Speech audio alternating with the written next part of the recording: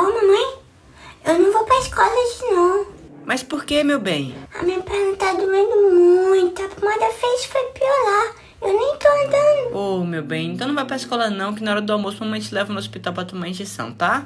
Ah, não, mamãe, não precisa de injeção, não. Se a pomada não resolveu, meu bem, agora é só injeção, senão a perna cai. Mamãe, eu falei que tá resolvendo, mas tá doendo só um pouquinho. Mas dá pra ir pra escola. Já fala rapidão. Ah, meu bem, mas você falou que não tava conseguindo nem andar. E eu não quero ver meu filho com dor assim, então você vai tomar injeção sim, tá?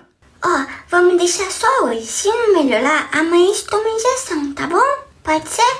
Ah, então tá bom, vamos orar pra melhorar logo, né?